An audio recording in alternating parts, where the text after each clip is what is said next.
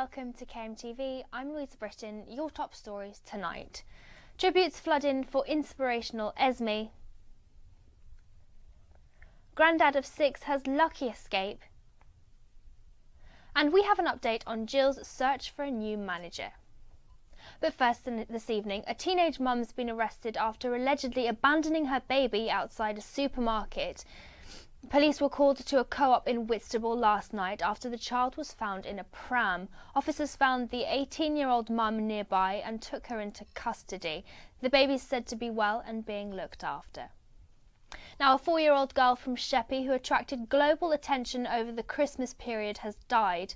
Esme Catley suffered from brain damage, cerebral palsy and an undiagnosed genetic disorder. Her mum, Claire Moorish, set up a Christmas card appeal which prompted hundreds of people to send her letters.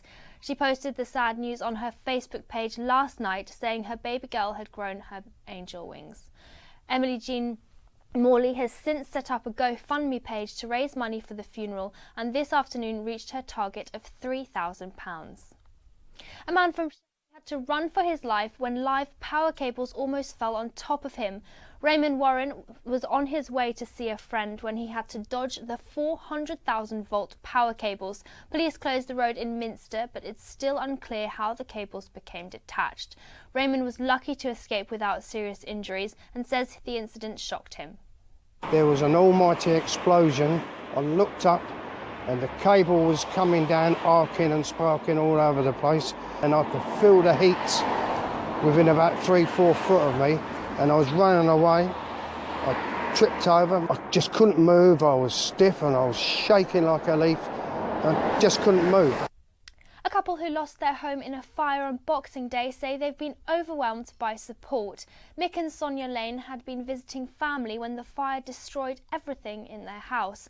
6 fire engines were called to the bungalow on the Isle of Sheppey. Since then, fundraising campaigns have been set up to help them rebuild their home, which could take a year. In sport, Gillingham are stepping up their pursuit of a new manager following Justin Edinburgh's dismissal yesterday morning. Team Talk's Keelan Webster has more. That's right, and despite no appointment just yet, Gillingham chairman Paul Scally is keen to make an appointment quickly, and it's former player Adi Pennock who is favourite to land the job at Priestfield. Pennock played 168 times for Gillingham, and it's believed he met with Scally last night to iron out the details of a deal which will see him take charge until the end of the season. The consensus amongst the club's fans was that change was needed, and Justin Edinburgh certainly upset supporters by claiming his side was still punching above their weight following Saturday's 1-0 home loss to Oxford. We want to win every game, but realistically, should we? No, not a chance. Are we overachieving again this season? Yes. Are we in a position where we should be? We're probably above it. It was only a little more than a fortnight ago when Edinburgh called the sacking of Gary Rowett from Birmingham City absolutely scandalous, believing that teams get the best results when they keep hold of their managers. People would probably say that the chairman should have got rid of me, or I stand by. Most success is built on continuity. That's where people get success from. Adi Pennock might not be the only familiar face returning to Priestfield, though. Former player and manager Andy Hessenthaler is being lined up for a role as director of football, whilst Ian Hendon is being considered as assistant manager, a position he held when Hessenthaler was at the helm in 2010. Pennock, though, is also the bookies' favourite to take charge at Port Vale, so other options for the Gills include former Leeds chief Dennis Wise and Steve Cottrell, who achieved promotion from League One with Bristol City.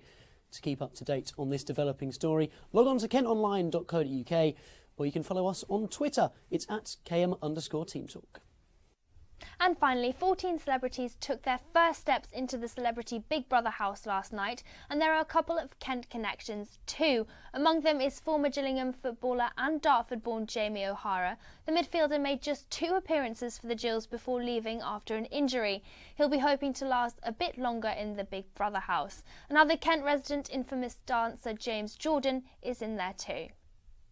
Just before we go, here's Harry Pete with a look at the weather.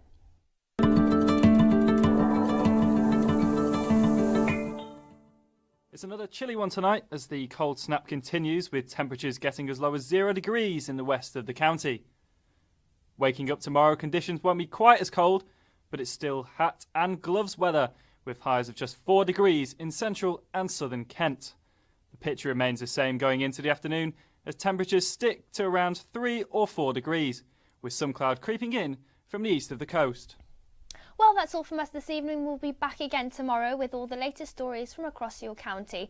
In the meantime, don't forget you can always keep up to date by listening to KMFM or logging on to kentonline.co.uk. Have a wonderful evening. Good night.